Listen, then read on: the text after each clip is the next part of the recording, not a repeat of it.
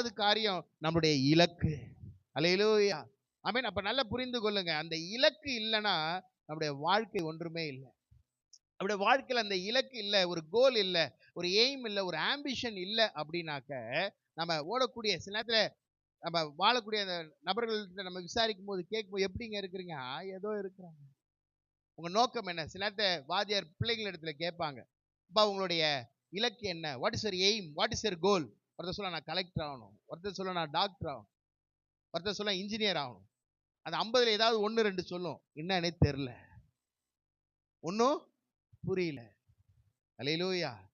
98 ஏதாவது ஒன்று சொல்லும், அதுல 2 3 காப்பி அடிச்சாவது சொல்லும், ஓ இவனும் டாக்டர்ன்ட்டான், சரி அதுதான் கரெக்ட் போல இருக்கு. பரீட்சையில அவனை பார்த்து தான் எழுதுறோம், சரி அவன் சொன்னதே நாமளும் சொல்லிடுவோம், டாக்டர் அப்படின்வோம். அல்லேலூயா. ஆமா, DOCTOR மருத்துவர் ஆகணும் அப்படின்றோம். சரி, ஆனா ஒண்ணு மட்டும் என்ன பண்ணோம், என்ன ஆகணும்னே தெரியல. அப்படின்னா என்ன? இலக்கு இல்லை. ஆனா இங்க அங்க வார்த்தை வசனம் அழகாக அங்க சொல்லப்படுகிறது. அங்க பாருங்க 14வது வசனத்தை, கிறிஸ்து இயேசுவுக்குள் தேவன் அழைத்த பரம அழைப்பின் பந்தய பொருளுக்காக லக்கை நோக்கி தொடருகிறேன். நல்ல 2 கரங்களை தட்டுங்களேன். ஆமென். ஓட்ட பந்தயம் அப்படின்னா ஒரு இலக்கு இருக்கிறது. அல்லேலூயா. ஆமென். இன்னைக்கு ஆராய்ச்சியாளர்கள் இருக்கிறாங்க, இஸ்ரோ விஞ்ஞானிகள் இருக்கிறாங்க, அவனுக்கு ஒரு இலக்கு இருக்கு. எப்படியாவது 3க்கு போகணும், சந்திரனுக்கு போகணும், சூரியனுக்கு போகணும், ஏதோ ஒரு இலக்கு. அல்லேலூயா. ஆமென். அப்ப அந்த இலக்கு நமக்குள்ள இருந்துச்சுன்னா தான், ஆமென், இந்த மாதம் நம்ம ஏன் எல்லாம் பிரேயர் நிறுத்தி இருக்கிறோம், நமக்கு ஒரு இலக்கு, எங்கெங்கெல்லாம் நமக்கு வாய்ப்பு இருக்கிறதோ அங்கெல்லாம் போய் நம்ம ஊழியத்தை செய்யணும். ஒரு அல்லேலூயா சொல்லுங்க. போன வாரம் வெள்ளிக்கிழமை மருங்கூர்ல போய் சண்டே கிளாஸ் நடத்துறோம். முதல் இடத்துல மறுவாயில போய் நடத்துறோம், ரோட்டு மறுவாயில. முதல் இடத்துல சண்டே கிளாஸ் நடத்தி முடிச்சாச்சு. இப்ப அந்த டீம் அப்படியே அடுத்த தெருவுக்கு போகணும். போன உடனே அங்க நாங்க எப்போ நடத்துற இடத்துல அவரு பூஸ்ட்ல சொல்லிட்டாரு, இன்னைக்கு இங்க நீ நடத்தக்கூடாது. என்னையா சொன்னீங்க? புரியல. இன்னைக்கு நீங்க என்ன பண்ணக்கூடாது? எனக்கு வேணாம் அப்படி இப்படின்னு. சரி, இப்ப அவர் சொல்லிட்டாரு அப்படின்றதுக்காக நம்ம பொட்டி பொடியை தூக்கிட்டு வந்துடலாமா? அந்த தெரு முனைக்கு வந்துட்டோம். அல்லேலூயா. ஆமென். அப்ப நமக்கு ஒரு அழைப்பு இருக்கு, நமக்கு ஒரு இலக்கு இருக்கு. ஆமென். அப்ப சரி அவர் சொல்லிட்டாரு, அந்த தெருல அவர் ஒரு வீடு மாத்திரம் இல்லை, நிறைய வீடு இருக்குது. ஒரு அல்லேலூயா சொல்லுங்க. ஆமென். அப்ப அந்த என்ட்ரன்ஸ்ல வந்து அங்க ஒரு அம்மா இருந்தாங்க, விமலா அம்மான்னு நினைக்கிறேன். அவள்கிட்ட வந்து கேட்டோம், நீ நடத்திக்கங்கப்பான்னாங்க. ரொம்ப சந்தோஷம், போடு ஸ்பீக்கரை, சத்தத்தை, அழைப்பு, பாட்டு, அவ்வளவுதான். அந்த தெருல இருந்த சின்ன பிள்ளைங்களாம் ஊருக்கு போயிட்டாங்க, ஏன்னா இது வெக்கேஷன் டைம். பார்த்தா ஆயாமார், பாட்டிமார், ஆன்டிமார் எல்லாம் ஓடி வந்துட்டாங்க. உட்காரு சுவிசேஷத்தை அருவி. இவரும் பார்த்தீங்கன்னா ஏத்தாப்புல வந்து சேர் போட்டு உட்காந்துக்கிட்டார். ஏன்னா போத வீட்டுக்கு போனா அவங்க அம்மா உதைப்பாங்களோ என்னவோ, வீட்டம்மா. அதனால அவர் போல அப்படியே உட்காந்து பார்த்துட்டு அங்க வந்து சுவிசேஷம், ஆலோசனை, நாடகம், கேம்ஸு. ஆமா, பசங்களுக்கு மட்டும்தான் பலூனா, அங்க வந்து பாரு வயசான பாட்டி கூட பலூன். அல்லேலூயா. ஆமா, எல்லாம் விளையாடி முடிச்சு பிஸ்கெட்டை கொடுக்கும்போது சரி அவரும் ஏத்தாப்புல உட்காந்துருக்காருன்னு போய் கொடுத்தா பிரசாதத்தை வாங்குற மாதிரி பவ்யமா வாங்கிட்டார். நான் சொன்னேன், ஏதாவது ஊருகா நினைச்சிட போறியா அப்படின்ட்டு. அல்லேலூயா. ஆமென். அப்ப பாரு, நமக்கு ஒரு அழைப்பு இருக்கு, நமக்கு ஒரு இலக்கு இருக்கு. சொல்லுங்க, நமக்கு என்ன இருக்குதுங்க? ஆமென். அழைத்தவர் உண்மையுள்ளவராய் இருக்கிறதுனால மனுஷன் தடை செய்யலாம், ஆனா கர்த்தர் உங்களுக்கு வழி, அந்த வாசலை, தெருவை திறந்து விட்டுட்டார். அல்லேலூயா. அப்ப முன்ன போனா நேரம் அந்த வீட்டுல போய் தான் நடத்துவோம். இப்ப என்னன்னா தெருவில் வந்து நின்னாச்சு. ஒரு அல்லேலூயா சொல்லுங்களேன். முன்ன அந்த வீட்டுல நம்ம சொந்தக்காரங்க, இப்ப ஆண்டவர் மாத்த, நீ இப்ப அந்த தெருவுக்கே சொந்தக்காரங்க. நல்ல 2 கரங்களை தட்டுங்க. அல்லேலூயா. ஆமென். அப்ப அங்க என்ன இருக்குது? உங்க மேல அழைப்பு, உங்க மேல ஒரு இலக்கு. அப்ப நம்மளோட டார்கெட் இந்த தெரு நடத்தணும். ஆமென். மனுஷன் தடை செய்வான், உலகம் தடை செய்யும், பூஸ்ட் மேன் தடை செய்வார். ஒரு அல்லேலூயா சொல்லுங்களேன். ஆமென். ஆண்டவர் எப்பவும் திறந்த வாசல தான் வருது. அந்த அம்மா என்ன சொல்றாங்க, நீ வாரம் இங்கே நடத்துங்கப்பா. ஒரு அல்லேலூயா சொல்லுங்களேன். ஆமென். அப்ப முன்ன சந்தில போய் நடத்துவோம், உள்ள போய் நடத்துவோம், இப்ப தெரு முனையில. ஒரு அல்லேலூயா சொல்லுங்களேன். அப்ப உங்களுக்கு ஆண்டவர் பலனை கொடுத்திருக்கிறார், ரட்சிப்பு, அழைப்பு, இலக்கு. ஒரு அல்லேலூயா சொல்லுங்க. அல்லேலூயா. ஆமென். அப்ப எப்படி நம்ம ஆண்டரை தொடர வேண்டும்? 13வது வசனத்தை வாசிங்க, அதே அதிகாரம் 13. சகோதரரே அதை பிடித்துக் கொண்டேன் என்று நான் எண்ணுகிறதில்லை, ஒன்று செய்கிறேன், பின்னானவைகளை மறந்து முன்னானவைகளை நாடி. ஆமென். அப்ப பாருங்க, ஆண்டவர் பலன் கொடுத்துட்டாரு. யாரை தொடர போறீங்க? கை வைத்து சொல்லுங்க, ஏசப்பாவை. அல்லேலூயா. அப்ப நீங்க ஏசப்பாவை தொடரணும்னா ஒரு கண்டிஷன் இருக்குங்க, ஒரு காரியத்தை நீங்க செய்யணும், அப்படின்னா தான் தொடர முடியும். அல்லேலூயா. பஸ்ல ஏறினா என்ன எடுக்கணும்? சர்ச்சுக்கு வந்தா என்ன பண்ணணும்? வேடிக்கை பார்க்கணுமா? அல்லேலூயா. ஆமா. அப்ப ஒவ்வொன்றுத்துக்கும் ஒரு காரியம் இருக்கு. அப்ப இங்க நீங்க தொடரணும்னா ஒரு காரியம் செய்யணும். என்ன செய்யணும்? பின்னானவைகளை மறந்து முன்னானவைகளை நோக்கி. அல்லேலூயா, ஆமென். அப்ப இந்த 5வது மாசம் உங்களுக்கு ஒரு ஆசீர்வாதமாய், ஆச்சரியமாய், சந்தோஷமாய் இருக்கணும்னா, இந்த 4 மாதத்துல உங்க வாழ்க்கையில சந்தித்த கசப்புகள், ஏமாற்றங்கள், வேதனைகள், அது எல்லாவற்றையும் மறக்கணுங்க. ஒரு அல்லேலூயா சொல்லுங்களேன். ஆமென். சில தோல்விகள் நம்ம வாழ்க்கைக்கு நல்ல பாடம், நம்ம வாழ்க்கைக்கு சில நல்ல அனுபவம். ஆமென். அப்ப சில நல்ல காரியத்தை எடுத்துக்கொள்ளுங்க. ஆனா வசனம் சொல்லுது, அந்த பின்னானவைகளை என்ன பண்ணுங்க? மறந்து. பின்னாடி திரும்பி சொல்லுங்க, பின்னானவைகளை மறந்து. கழுத்து வலி மாறட்டும். அல்லேலூயா, ஆமென். அப்ப பின்னானவைகளை மறந்து. அந்த பின்னானவைகளை என்ன 2ஆ பிரிக்கலாம். ஒண்ணு முடிந்து போன காரியம், 2வது நம்மை பின்னிட்டு இழுக்கக்கூடிய காரியம். சொல்லுங்க, முதல் காரியம் என்னங்க? முடிஞ்சு போச்சு. நான் ஏற்கனவே சொன்னேன், 10,000 கொடுத்துருப்போம் 5 வருஷத்துக்கு முன்னாடி. 5 வருஷமா ஆச்சு, 10,000 வரல. ஆனா அந்த 10,000த்தையே நினைச்சு கொடுத்தேனே. நம்மளால எல்லாம் கொடுக்கும்போது அப்படியே கொடுத்துருவாங்க. ஒரு பேப்பர்ல கூட கையெழுத்து வாங்க மாட்டாங்க. கொடுத்து இப்ப 5 வருஷம் ஆச்சு, 10,000 என்ன பண்ணல? வரல. ஆனா சுகர் வந்துருச்சு.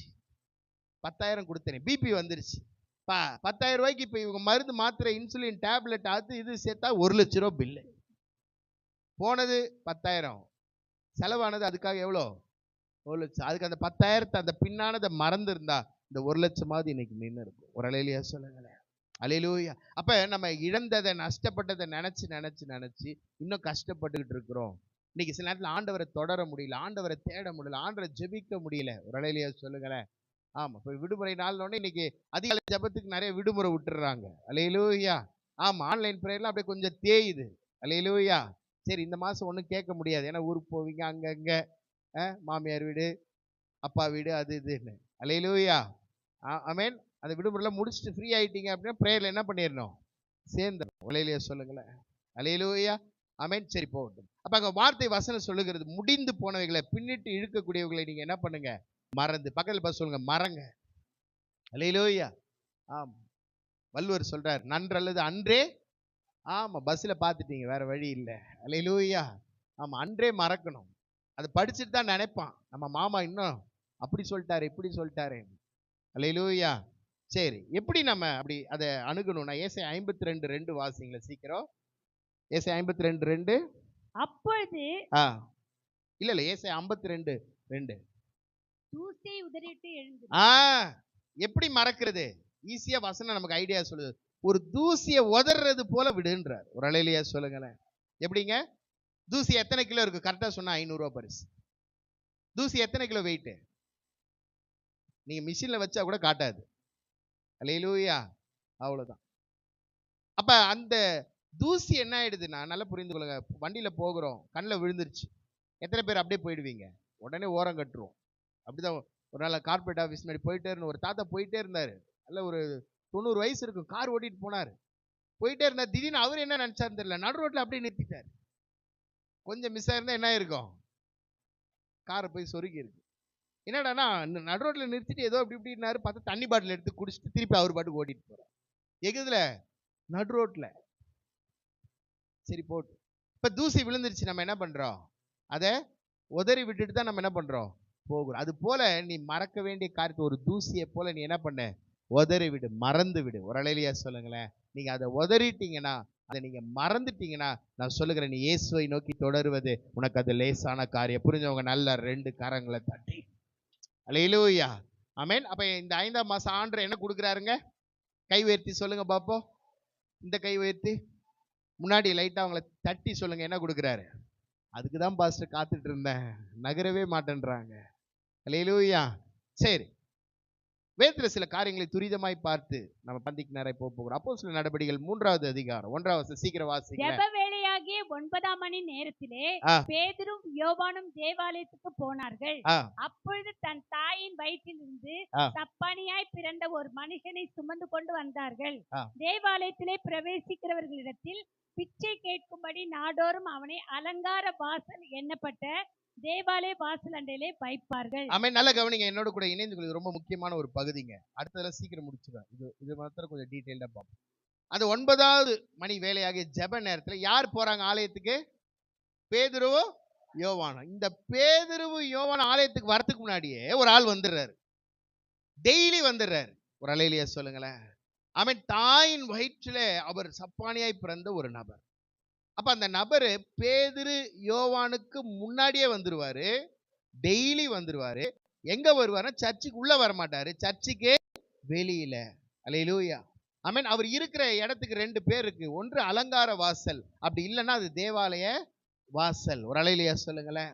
ஆமென். அப்ப அந்த அலங்கார வாசல்ல ஒரு அலங்கோலமாக அவன் தினமும் வந்துருவான். 4 பேர் கொண்டு வந்து விட்டுருவாங்க. அப்ப அவனை வைத்து ஒரு பிழைப்பு ஓடுகிறது, பணம் கிடைச்சிருது, உதவி கிடைச்சிருது, ஒரு சௌகரியம். அதனால சர்ச்சுக்கு டெய்லி வருவாருங்க. சொல்லுங்க, எப்படி வருவார் சர்ச்சுக்கு? நம்ம கூட டெய்லி வரல, ஆனா சர்ச்சுக்கு அவர் எப்படி வருவாரு? டெய்லி வருவாரு, ஆனா உள்ள வர மாட்டார். டெய்லி வருவாரு, ஆராதனைக்கு வர மாட்டார். டெய்லி வருவாரு, பாட்டு பாட மாட்டார். டெய்லி வருவாரு, செய்தியில பங்கெடுக்க மாட்டார். அல்லேலூயா. ஆமென். அப்ப நல்லா புரிந்து கொள்ள, ஆலயத்துக்கு வரது முக்கியம் இல்ல, அந்த ஆலயத்துல 2 மணி நேரம் நம்மை அர்ப்பணித்து இருக்க வேண்டும். அல்லேலூயா. ஏதோ ஒரு பாயிண்ட்ல ஆண்டவர் உங்களோடு பேசிடுவார். ஒரு அல்லேலூயா சொல்லுங்களேன். ஏதோ ஒரு இடத்துல ஆண்டவர் உங்களோடு கூட இடைப்படுவார். நீ பாட்டு பாடிட்டே இருப்பீங்க, அந்த வரியில உங்கள்கிட்ட பேசிடுவார். அல்லேலூயா. செய்தி கேட்பீங்க, ஏதோ ஒரு காரியம் கேள்வியோட வந்திருப்பீங்க, அதுல ஏதோ ஒரு பாயிண்ட்ல ஆண்டவர் உங்களோட பேசிடுவார். அல்லேலூயா. அப்ப இந்த நபரை குறித்து நீங்க பாத்தீங்கன்னா டெய்லி வராரு, ஆனா சர்ச்சுக்குள்ள வர மாட்டார், ஆராதனைக்கு வர மாட்டார், வசனத்துக்கு இருக்க மாட்டார், செய்திக்கு இருக்க மாட்டார். அது ரொம்ப டேஞ்சர். அப்ப அங்க அவரை குறித்து ஒரு காரியம் சொல்லப்படுது என்னன்னா, அவர் தாயின் வயிற்றுல பிறக்கும் போது சப்பானின்னு. ஆனா நல்லா புரிந்து கொள்ளுங்க, அதை விட ஒரு முக்கியம் கவனிக்க வேண்டியது என்னன்னா, அவர் ஆவிக்குரிய வாழ்க்கையிலும் முடக்கப்பட்டு இருந்தார். சொல்லுங்க, எப்படி இருந்தாரு? அப்ப தாயின் வயிற்றுல பிறந்தது பிரச்சனை இல்லை, ஆனா ஒரு ஆவிக்குரிய நபர் ஆவிக்குரிய காரியத்துல இப்படி மடங்கி இருப்பதுதான் பிரச்சனை. சில நேரம் சர்ச்சுக்கே வர மாட்டாங்க, அது வேற விஷயம். ஆனா சர்ச்சுக்கு வந்து நம்ம ஆண்டரை ஆராதிக்காம இருக்கிறோம்னா அது ரொம்ப பிரச்சனை. It will be a big problem. சொல்ல எத்தனை பேருக்கு புரியுது? அல்லேலூயா. ஆலயத்துக்கே வரல, பல காரணம் சொல்லிடுவாங்க. தலைவலி, வயிற்று வலி, அது இது ஏதாவது ஒன்று சொல்லுவோம். வந்தம் பாஸ்டர், அப்படியே ஏதாச்சும் பஞ்சர் ஆச்சு ஏதாவது சொல்லுவோம்.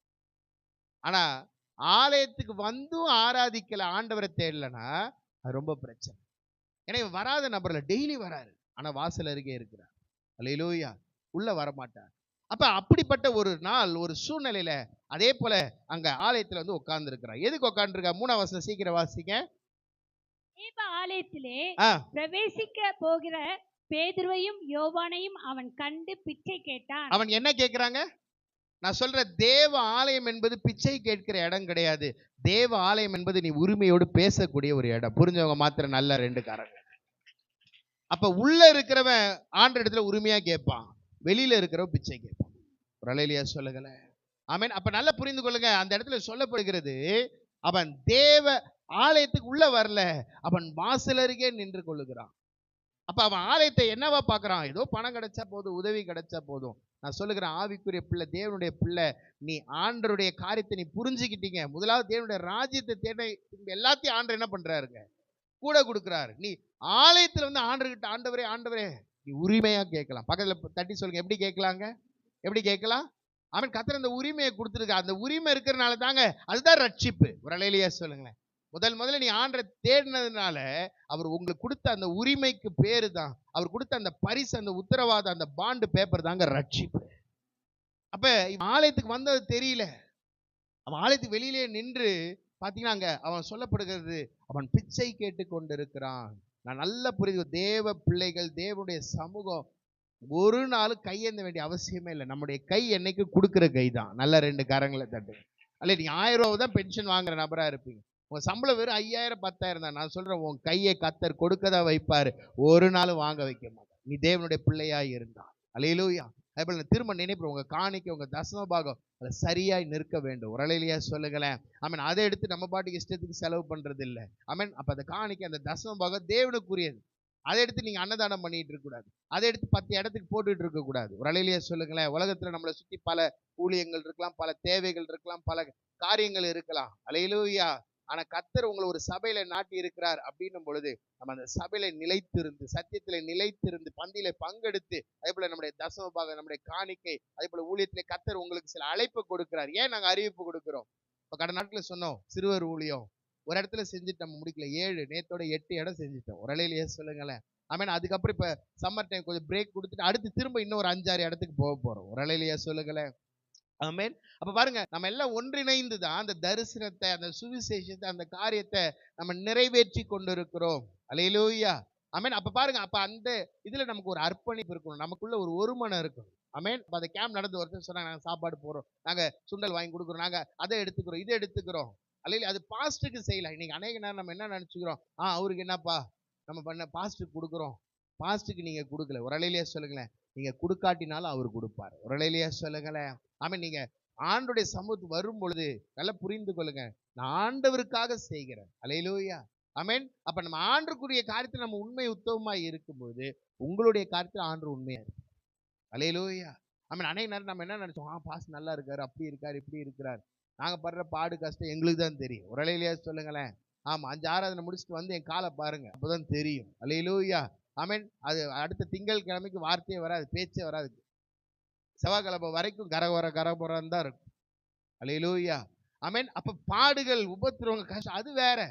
இன்னைக்கு வெளி தோற்றத்தை தான் நம்ம பார்க்கிறோம், உள்ளான காரியங்கள் ஆமென் நம்ம அறிவதில்லை, புரிவதில்லை. வாய்க்கு வந்தபடி நம்ம ஏதாவது பேசிட்டு போயிட்டே இருப்போம். நல்லா புரிந்து கொள்ளுங்க, இந்த காரியம் ரொம்ப முக்கியம். ஒரு அலையிலேயே சொல்லுங்களேன். அல்லேலூயா. ஆமென். அப்ப அங்க வார்த்தை வசனம் சொல்லுகிறது, அங்க அவன் போய் கண்டு பிச்சை கேட்கிறான்.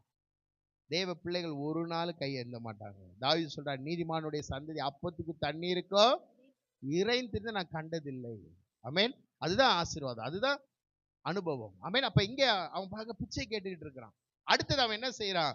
வாசிங்க 5வது வசனத்தை சீக்கிரம் வாசிங்க. அவன் அவர்களிடத்தில் ஏதாகிலும் கிடைக்கும் என்று எண்ணி அவர்களை நோக்கி பார்த்தான். 2வது காரியம், ஏதாவது கிடைக்கும். பக்கத்துல பார்த்து சொல்லுங்க, என்னதுங்க?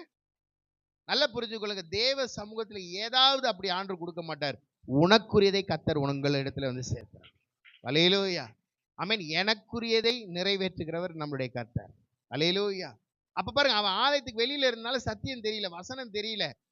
ஆமென். அதனால அவனோட பார்வை, அவனோட எக்ஸ்பெக்டேஷன் எப்படி இருக்கு? ஏதாவது யாராவது அப்படி கேட்பீங்க, ஆண்டவர் ஏதாவது கொடுங்க, அப்படியே கேட்குறீங்க. ஆண்டவர் வீடு கொடுங்க, அது கொடுங்க, இது கொடுங்க, கரெக்டா கேட்குறீங்க. வசனம் சொல்லுவோம், மன விருப்பத்தை நிறைவேற்றுகிறார். அல்லேலூயா.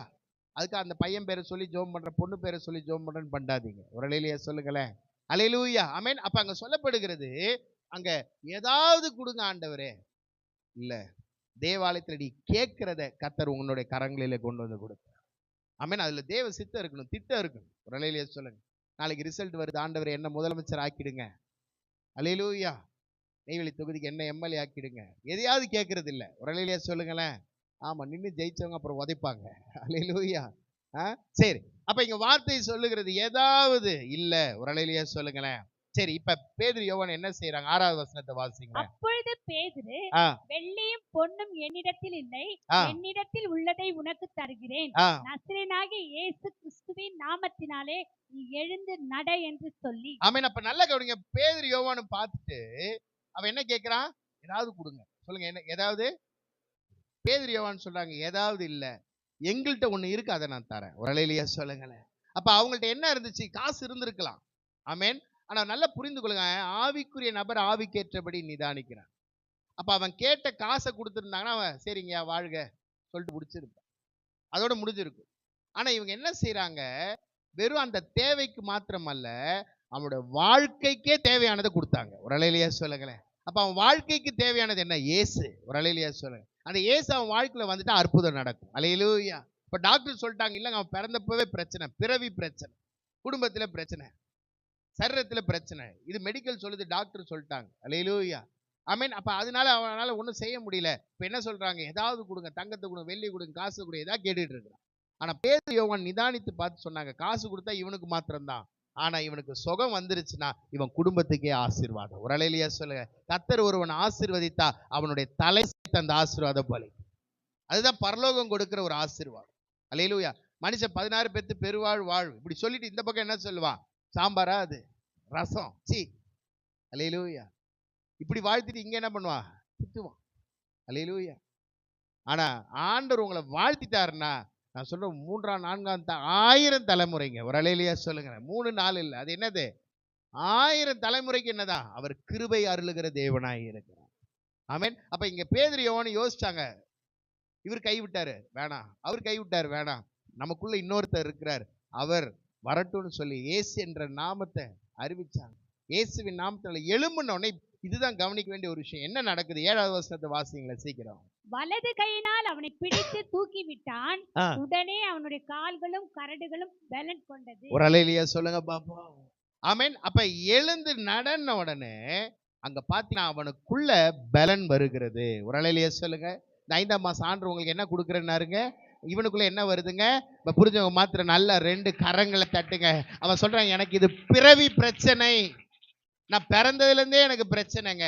எனக்கு அப்பா இல்ல பிரச்சனைங்க, அம்மா இல்ல பிரச்சனை, குடும்பமே இல்லை, நான் ஒரு அனாதையாக்கப்பட்டிருக்கிறேன், யாருமே இல்லை, எனக்கு ஒரு பிரச்சனை, பிறவியில இருந்தே பிரச்சனை, யாப்பேசை போல எனக்கு ஒரு பிரச்சனை. இன்னைக்கு இந்த 5ஆம் மாசத்துல ஆண்டவர் சொல்லுகிறார், உன்னுடைய பிறவி பிரச்சனைகளை மேற்கொள்ள கர்த்தர் உதவி செய்ய போகிறார்.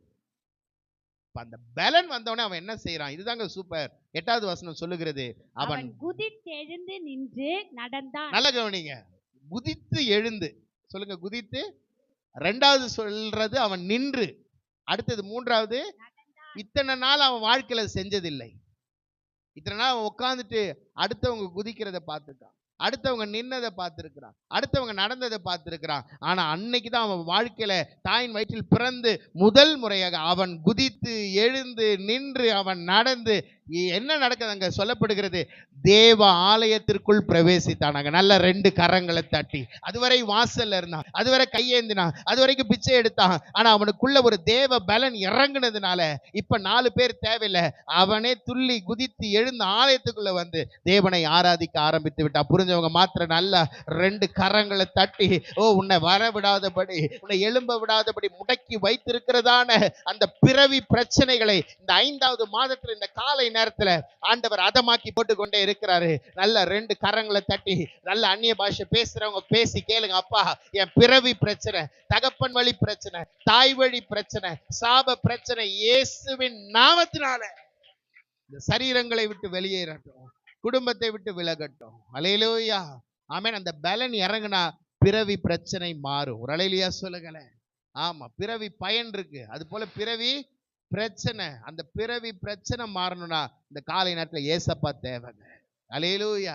அவர் வந்தா என்ன நடக்கும்? பலன் வரும். அல்லேலூயா. அவர் வந்தா என்ன நடக்கும்? நீ வாசல்ல இருக்க மாட்ட, நீ ஆலயத்துக்குள்ள வந்து ஆண்டவர் ஆராதிக்க ஆரம்பிச்சு நல்ல 2 காரணம். அல்லேலூயா. 2வது பிரச்சனையில இருந்து ஆண்டவர் பலனை கொடுக்கிறார். நியாயாதிபதிகள் 16வது அதிகாரம் 4வது வசனத்தை வாசிக்க. அதற்கு பின்பு அவன் சோரேக் ஆற்றங்கரையில் இருக்கிற தெலிலாள் என்னும் பேருள்ள ஒரு ஸ்திரீயோட சிநேகமாய் இருந்தான். அப்ப பாருங்க, சிம்சோன் ஒரு அபிஷேகிக்கப்பட்டவர். ஏற்கனவே சொன்னேன், அவனுக்கு ஆவி ஆத்மா சரீரத்துல பலனை கொடுத்தாரு. ஆனா அவன் மேல ஒரு அழைப்பு இருக்கு, அவனுக்கு ஒரு இலக்கு இருக்கு. ஆனா இந்த சிம்சோன் என்ன செய்யறான்? போய் ஒரு சிநேகத்துல இருக்கிறான். சொல்லுங்க, எப்படி இருக்கிறான்? சிநேகம். நான் ஏற்கனவே சொல்லிட்டேன், அவன் மேல ஒரு பலன் இருக்கு. சொல்லுங்க, என்ன இருக்குது? எதுல இருந்துச்சு? ஆவி ஆத்மா சரீரம். நீங்க சொன்ன மாதிரி அவன் தலை முடி. ஒரு அலையிலேயே சொல்லுங்களேன், எல்லாத்துலயும் பலன் எல்லாம் இருந்து இவனுக்கு ஒரு இலக்கு, இவனுக்குன்னு ஒரு அழைப்பு, இவனுக்குன்னு ஒரு பிரதிஷ்டை எல்லாம் இருந்தாலும் சிம்சோன் என்ன பண்ணிட்டு இருக்கிறான்? போர்க்களத்துல இல்ல, யுத்த களத்துல இல்ல, யானைக்கு முன்னாடி இல்ல, குதிரையின் மேல இல்ல, அங்க சொல்லப்படுகிறது ஒரு ஸ்திரீயினுடைய சிநேகத்துல போய் கிடக்கு, மடியில போய் படுத்து. அல்லேலூயா ஆமென். அப்ப என்ன நடக்கிறது? 19வது வசனத்தை வாசிங்க சீக்கிரம். அவள் அவனை தன் மடியிலே நித்திரை செய்ய பண்ணி ஒருவனை அழைத்து அவன் தலைமயிரின் 7 ஜடைகளையும் சிறைப்பித்து அவனை சிறுமைப்படுத்த தொடங்கினால் அவன் பலம் அவனை விட்டு நீங்கிற்று. அப்ப பாருங்க, அவன் மேல ஒரு அழைப்பு இருக்குங்க, அவன் மேல ஒரு அபிஷேகம் இருக்கு. ஆனா அழைக்கப்பட்ட அபிஷேகிக்கப்பட்ட நபர் ஒரு தவறான நபருடைய மடியில போய் கிடந்ததுனால என்ன நடக்குது? அவனுடைய பலன் அங்கிருந்து போக ஆரம்பிச்சு. இன்னைக்கு மதுபானம் இன்னைக்கு தவறான ஒரு மடி, போதை வஸ்துக்கள் தவறான ஒரு மடி. அப்ப அந்த இடத்துல போய் நீங்க தலையை வச்சிட்டீங்க அப்படின்னா அது அப்படியே உங்களை பலவீனம் ஆக்கி கொண்டே இருக்கும், உங்க ஆயுசை குறைச்சிக்கிட்டே இருக்கும். ஒருவன் தவறு செய்ய செய்ய செய்ய, பாவம் செய்ய செய்ய அவனுக்கு இன்பமா இருக்கோ இல்லையோ, ஆனா தன்னோட ஆயுசை குறைத்து கொண்டு இருக்கிறான். நல்லா புரிஞ்சு. ஒரு மனுஷன் பாவம் செய்யறான், துணிகர பாவம், ரகசிய பாவம், அந்த பாவம் இந்த பாவம். அவன் பாவம் செய்யும்போது ஒன்னே ஒண்ணு அவன் வாழ்க்கையில நடக்குது. என்ன அப்படின்னா அவனோட ஆயுஸ் நாட்கள் குறைந்து கொண்டே இருக்கிறது. சொல்லுங்க, என்ன நடக்குதுங்க? ஆமென். அப்ப இவன் பாருங்க, இந்த இடத்துல போய் மடியில படுத்து இருக்கிறான். அவன் படுக்க படுக்க படுக்க அந்த இடத்துல அவனுடைய பலன் குறைந்து கொண்டே இருக்கிறது. சொல்லுங்க, பலன் என்னாச்சுங்க? குறை. அப்ப அங்க சொல்லப்படுகிறது, தன் மடியிலே நித்திரை செய்ய பண்ணி. நல்ல புரி, நீ உன் மேல அபிஷேகம் அழைப்பு இருக்கும் பொழுது நீ போய் கண்ட இடத்துல தலையை வைக்க கூடாது. ரலையிலியா சொல்லுங்களேன். தவறான காரியங்களை என்ன பண்ணக்கூடாது, செய்யக்கூடாது. அப்ப பாருங்க, இவனுக்கு ஆவி ஆத்மா சர்ற பலன் எல்லாம் இருக்குது. ஆனா இவன் தலையை வச்ச இடம் தப்பு. இப்ப என்ன நடக்குது, அவனை நித்திரை செய்ய பண்ணி. அப்ப பாருங்க, ஒரு பெரிய பயில்வான் தாங்க, பெரிய பலசாலி தான். ஆனா ஒரு தவறான இடத்துல இருக்கும் பொழுது பாருங்க, அவனுக்குள்ள ஒரு மயக்கம் வருது, அவனுக்குள்ள ஒரு போதை, அவனுக்குள்ள ஒரு இச்சை, அவனுக்குள்ள ஒரு அலட்சியம். இப்ப என்ன ஆயிடுச்சு பாத்தீங்க அப்படின்னா, அந்த இடத்துல இப்ப தூங்கிட்டு இருக்கிறான். சொல்லுங்க, என்ன பண்ணிட்டு இருக்கான், தூங்கிட்டு இருக்கான். இப்ப அவன் என்ன செய்யறா, ஒருவனை அழைத்து அவன் தலைமுடிய 7 ஜடைகளை என்ன பண்ணிட்டா, கதம் முடிஞ்சு போச்சு. அப்ப பாருங்க, நீ தவறான இடத்துல தலையை வச்சுனா, முதலமைச்சர் சொன்னாரா அப்படி. அல்லேலூயா, ஆமென். அப்ப அது ரொம்ப முக்கியமான ஒரு காரியம், கவனிக்க வேண்டிய ஒரு காரியம். அப்போ ஒரு அபிஷேகிக்கப்பட்ட நபர், நம்மளெல்லாம் ஆண்டவர் உண்மை உள்ளவன் என்று எண்ணித்தா ஆண்டவர் கனமான கிறிஸ்தவ வாழ்க்கைக்கு அழைச்சிருக்கிறார். ஊழியம் அடுத்தது, முதல் காரியம் என்னது, நான் கிறிஸ்தவனா இருக்கிறேன் அப்படின்னா உங்களை உண்மை உள்ளவன் ஆண்டவர் நம்பி இருக்கிறாருங்க. நல்ல 2 காரங்கள். ஆமென். எத்தனையோ நபர்கள் பெரிய கோடீஸ்வரன், இன்னைக்கு அவங்க பேர் ஜீவ புஸ்தகத்துல இல்ல, உங்க பேர் ஜீவ புஸ்தகத்துல அப்படியே நான் அவர் உங்களை உண்மை உள்ளவன் நம்பி இருக்கிறார். ஆமென். அடுத்தது ஊழியம். அப்ப இங்க அவன் மேல சில காரியங்கள் கொடுத்து அவன் அதை செய்யாததுனால அங்க சொல்லப்படுகிறது, அவனுடைய பலன் அவனை விட்டு என்ன பண்ணிடுச்சு. அப்ப இன்னைக்கு ஆண்டு சொல்லக்கூடிய ஒரு காரியம் தியானிக்கும் சொன்னார், நீ தவறான இடத்துல தலை வைக்காத. தண்டவாள தலை வைப்பீங்களா, தேன் கூட்டு பக்கத்துல யாராவது தலை வைப்பீங்களா, ரோடு போட்டு இருக்காங்க அங்க போய் யாராவது தலை வைப்பீங்களா, தவறான இடம். உங்க வீடு இருக்கும், உங்க தலையணை இருக்கும், அதுதான்.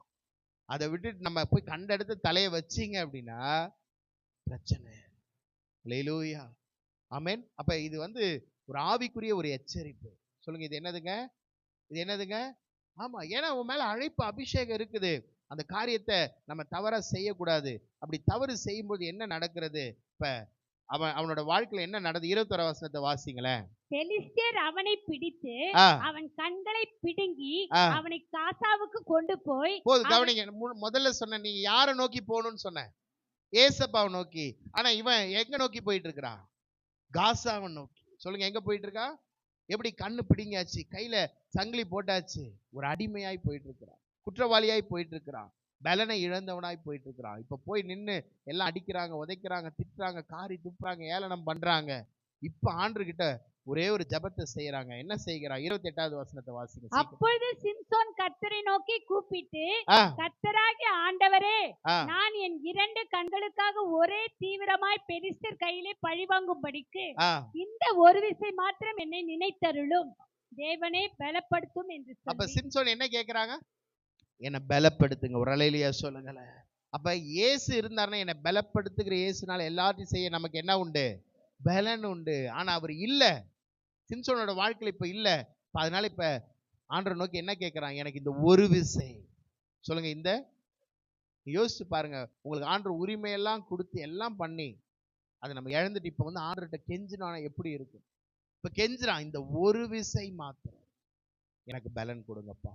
கைவெட்டி கேளுங்க இந்த, ஆமென். அப்ப ரட்சிக்கப்பட்டு ஏதோ ஒரு இதுல நம்ம இடையிற இருப்போம், ஒரு அப்படியே கண்களை மூடுங்களேன், ஆண்டவர் இடத்துல கேளு, இந்த ஒரு விசை, இந்த ஒரு விசை. 5ஆம் மாசம் பலன் உண்டு. இன்னைக்கு ஆண்டவர் இடத்துல கேளு, இந்த ஒரு விசை எனக்கு அந்த பலன், இந்த ஒரு விசை எனக்கு பலன், இந்த ஒரு விசை எனக்கு பலன். அப்ப 2வது காரியம் கவனிங்க, வாலிப பிரச்சனைகள்ல இருந்து ஜெயிக்க கர்த்தர் உங்களுக்கு பலன் கொடுக்கிறார். நல்ல 2 கரங்களை தட்டுங்களேன், ஆமென். அப்ப நீங்க சொல்லுவீங்க, இப்ப எங்களுக்கு முதிர் வயசாயிடுச்சுங்க.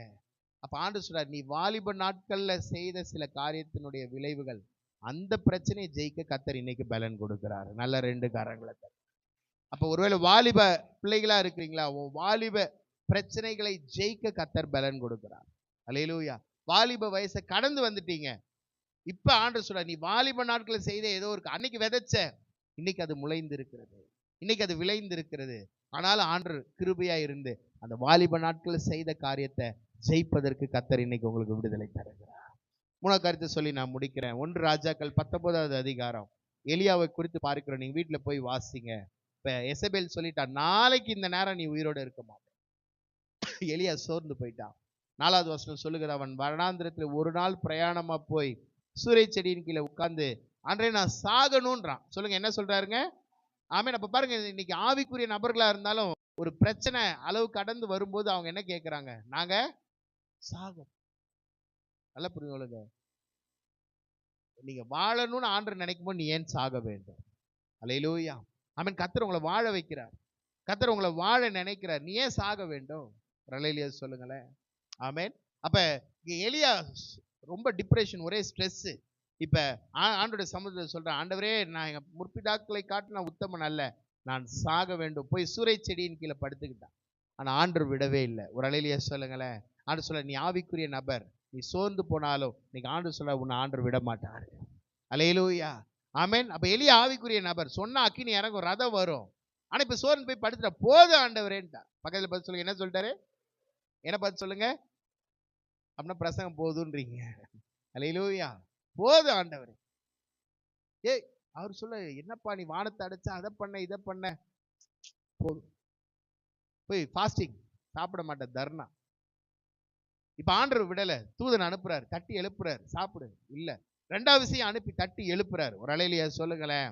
ஆமென். இப்ப என்ன நடக்குது? 8வது வசனத்தை சீக்கிரம் வாசிங்க பாப்போம். அப்பொழுது அவன் எழுந்திருந்து புசித்து குடித்து அந்த போஜனத்தின் பலத்தினால் 40 நாள் இரவும் பகலும் ஒரே பெண்ணும் தேவனுடைய பர்வதம் மட்டும் நடந்து போனான். நல்ல 2 கரங்களை தட்டுகள. நீ ஆவிக்குரிய நபர் தான், ஆனா இன்னைக்கு சோர்ந்து போயிருக்கிற, தோல்வி, ஏமாற்றம், நினைச்சது நடக்கல. ஆனா ஆண்டவர் உங்களை அப்படியே விட போறது இல்லை, உன்னை தட்டி எழுப்புகிறார். ஒரு அல்லேலூயா சொல்லுங்க. பலிபீடத்துல இருந்து அந்த வார்த்தை உன்னை உடைப்பதற்கு அல்ல, உன்னை தட்டி எழுப்புவதற்கு. எலியா உடைஞ்சு போயிருக்கிறான். உடைஞ்சு போன ஆண்டவர் உடைக்கிறவர் அல்ல, ஒட்டுவார். அல்லேலூயா. காயம் கட்டுவார். ஆமென். அப்ப பாருங்க, அங்க ஆண்டவர் அந்த போஜனத்தை கொடுத்து அங்க சொல்றாரு, நீ எழுந்து நட, நீ போகணும், ஒரே வரைக்கும் போகணும். ஆமென். அதை சாப்பிட்டாரு. சாப்பிட்ட எலியாவுக்கு இப்ப என்ன வந்துருச்சுங்க? சிம்சோனுக்கு என்ன வந்துச்சுங்க? பெலனு. முதல் நபர் யாரை பார்த்தோம்? சப்பானிக்கு என்ன வந்துச்சு? ஆமா, ஏஞ்சல் பரிசு. ஒரு அல்லேலூயா சொல்லுங்களேன். ஆமென். அப்ப பாருங்க, அந்த பெலன், சப்பானியா இருந்தாலும் அவனுக்குள்ள இன்னைக்கு என்ன வந்துருச்சு? பெலன். 2வது சிம்சோன், பெலன். எலியாவா இருந்தாலும் பெலன். அப்ப அது 3வது காரியம் என்ன? ஆவிக்குரிய பிரச்சனையை முறியடிக்க கர்த்தர் பெலன் கொடுக்கிறார். நல்ல 2 கரங்களை தட்டுங்க பாப்போம். ஒரு அல்லேலூயா சொல்லுங்களேன். அல்லேலூயா. ஆமென். அப்ப 3வது காரியம் அங்க சொல்லப்படுகிறது, உன்னோட ஆவிக்குரிய பிரச்சனை. நீ ஆவிக்குரிய நபர், ஆனா ஏதோ ஒரு பிரச்சனை, ஏதோ ஒரு ஏமாற்றம், ஏதோ ஒரு தோல்வி, ஏதோ ஒரு ஃப்ரஸ்ட்ரேஷன். இன்னைக்கு ஆண்டு சொல்றாரு, 3வது காரியம், ஆவிக்குரிய பிரச்சனையை மேற்கொள்ள கர்த்தர் பலன் கொடுக்கிறார். அல்லேலூயா. இப்ப சொல்லுங்க, என்ன பலப்படுத்துகிற கிறிஸ்துவனால எல்லாவற்றையும் செய்ய எனக்கு பலன் உண்டு. பிறவி பிரச்சனை, வாலிப நாட்கள பிரச்சனை, ஆவிக்குரிய பிரச்சனை, எல்லா பிரச்சனையும் மேற்கொள்ள கர்த்தர் எனக்கு கிருபை செய்கிறார். ஆமென் சொல்றவங்க மாத்திரம் நல்ல 2 கரங்களை தட்டி தட்டி, ஆண்டவரே எனக்கு அந்த பலனை, எனக்கு அந்த ஆண்டவரே அந்த சத்துவத்தை ஆண்டவரே நீங்க பெருக பண்ணுங்கன்னு சொல்லி. ஆமென். Angel praise. எல்லாம் கண்களை மூடுங்க பார்ப்போம். அப்படி கண்களை மூடி ஆண்டவரை நோக்கி பார்த்து, ஆண்டவரே அந்த பலனை எங்களுக்கு நீங்க கட்டளை இடுங்க. சொல்லலாமா? எல்லாருமா அப்படியே கண்களை மூடி அப்படியே ஒப்பு கொடுத்து, ஆண்டவரே எனக்கு அந்த பலன் வரட்டும். கரங்களை அப்படியே உயர்த்தி, உங்களுடைய பந்தியில பங்கெடுக்க போற அந்த அப்போ அந்த திராட்சை ரசம் வெயிட் கம்மிங்க, ஆனா அதுல ஒரு பெரிய பலன் இருக்கு, அதுல ஒரு பெரிய வல்லமை இருக்கு, அதுல ஒரு புதிய உடன்படிக்கை இருக்கு. நீ கேளுங்க, ஆண்டவரே என்னை பலப்படுத்துங்கப்பா, என்னிடத்துல குறைகள் குற்றம் இருந்தா மன்னிங்க. ஆண்டவரே என்னை உண்மை உள்ளவன் என்று எண்ணித்தான் என்னை கிறிஸ்தவனாக்குனீங்க. எனக்கு ஊழியத்தை, அன்ற சிறுவர் ஊழியத்தை, வாலிபர் காரியத்தை, அன்ற தெருக்களில் அல்ல மற்றவங்களுக்கு அன்ற ஆலயத்தில் அல்லது மற்ற இடங்களில் அன்றை நான் செய்வேன், பிரதிஷ்டை பண்ண, ஒப்பு கொடுத்த, பொருத்தனை பண்ண, அன்றை என்னை நம்பி தான் கொடுத்துருக்குறீங்கப்பா. அன்றை எனக்கு அதை செய்ய பலன் கொடுங்க. அன்றை இப்போ யார் யாரெல்லாம் கேட்குறாங்களோ அன்றை அவங்க மேலே ஒரு பலன் வரட்டும். கேளுங்க, ஒருவேளை சில பாவ பிரச்சனை, போராட்டங்கள், ஒருவேளை சில நபர்களால் பிரச்சனை, குடும்ப பிரச்சனை, ஒருவேளை வேலையில் பிரச்சனை, தொழில் பிரச்சனை, ஐயோ நான் என்ன செய்வேன், யாரிடம் சொல்வேன், எங்கே போவேன், எனக்கு என்ன தீர்வு, நான் என்ன பண்ணுறதுனே தெரியல.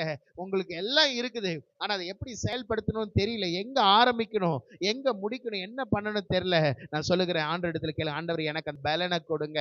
கர்த்தர் அந்த பலனை ஞானமாய் கொடுக்கிறாரு. ஆண்டவர் ஆண்டவர் அறிவாய் கொடுக்கிறாரு, ஆண்டவர் அபிஷேகமாய் கொடுக்கிறாரு, ஆண்டவர் வல்லமையாய் கொடுக்கிறாரு. இந்த காலை நேரத்துல, இந்த முதல் வாரத்துல ஒவ்வொருத்தவங்க மேலேயோ தேவ பலன் அப்படியே இறங்கி வருகிறது. ரீமானா ஷகரகதுன ஹந்தி ரிபிக்க ரபலகதுனபா உரபலா சேக்கே தேரே மேனே துடாபா. அன்று ஆவிக்குரிய பிரச்சனை முறியட்டும். செய்வினை ஆவிகள், ஏவல்கள், மாந்திரிக பிலிசுனை சரீரத்தை விட்டு விலகட்டும் இயேசுவின் நாமத்தில். அக்கினி இறங்கி வரட்டப்பா. கர்த்தர் அந்த பலனை கட்டளையிடட்டும். கர்த்தர் அந்த வல்லமையை கட்டளையிடட்டப்பா. கட்டுகள் முறியட்டும். கர்த்தர் இன்னைக்கு நம்ம கூட பேசியிருக்காருன்னா, கர்த்தர் உங்களோடு பேசியிருக்கிறார்னா, அவங்க மாத்திரம் நல்ல 2 கரங்களை தட்டி, எனக்கு அந்த பலன் உண்டு, என் குடும்பத்தை நடத்த பலன் உண்டு, சம்பாதிக்க அந்த பலன் உண்டு, ஜெபிக்க அந்த பலன் உண்டு, ஊழிய செய்ய அந்த பலன் உண்டு, ஆண்டவர் எனக்கு ஜீவனை தந்திருக்க எனக்கு பலன் உண்டு, எனக்கு பலன் உண்டு. கர்த்தர் அப்படியே செய்ய முடியாது. நம்மள சோதரிக்கலாமா? அப்படியே கண்களை மூடி நம்ம ஒப்பு கொடுப்போம். என்னென்ன தீர்மானம் எடுத்து